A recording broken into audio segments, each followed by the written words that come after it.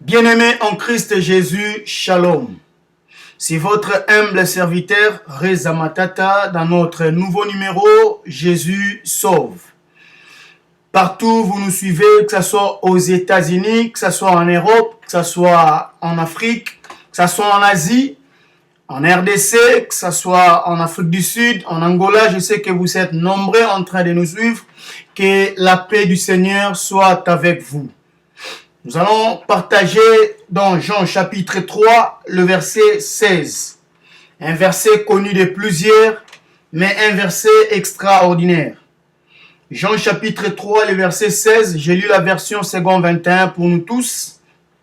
En effet, Dieu a tant aimé le monde qu'il a donné son Fils unique, afin que quiconque croit en lui ne périsse point, mais qu'il ait la vie éternelle. Amen.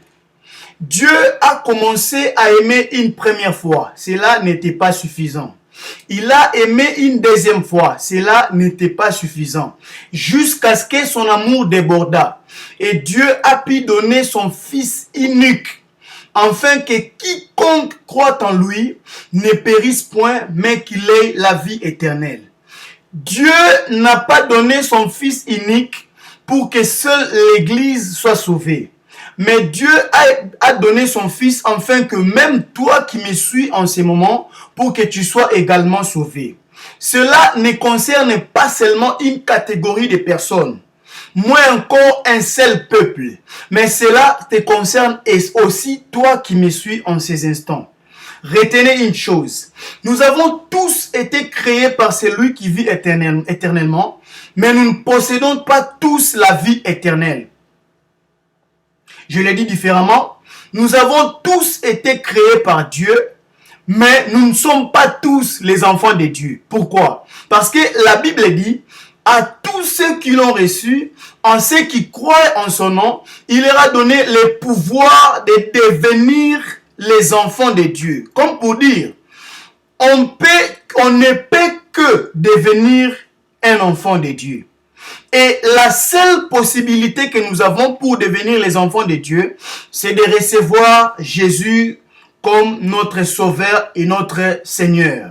Pourquoi notre Sauveur et notre Seigneur? Parce que on ne peut jamais, ou Christ ne peut jamais être notre Seigneur tant que nous sommes encore dans la captivité, ou tant que nous ne sommes pas encore sauvés. C'est comme ça qu'il faut d'abord que Christ te sauve, afin qu'il soit aussi ton Seigneur. Et tu as la responsabilité, car il a dit, celui qui entend ma voix, il ouvre la porte et j'habiterai avec lui.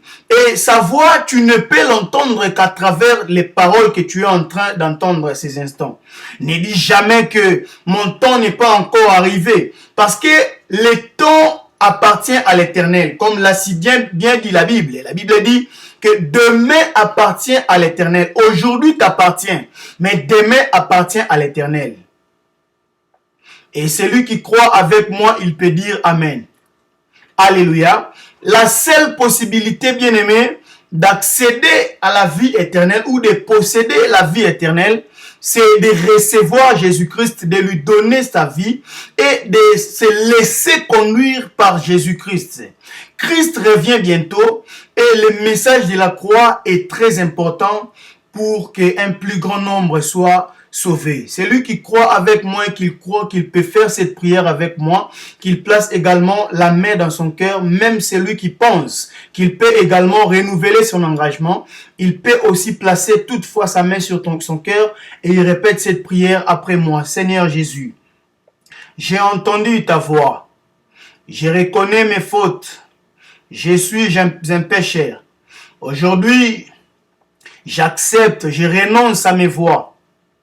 J'accepte de te donner ma vie. Conduis-moi. Conduis-moi. Je te reçois dans mon cœur comme mon Seigneur et mon Sauveur. Et je veux que tu me conduises. Délivre-moi de toutes mes fautes et de toute captivité. Je te donne ma vie. Fais de moi ce que tu veux, Seigneur. Au nom de Jésus, Amen. Seigneur, bénis ton peuple et que la paix du Seigneur soit avec vous. Amen.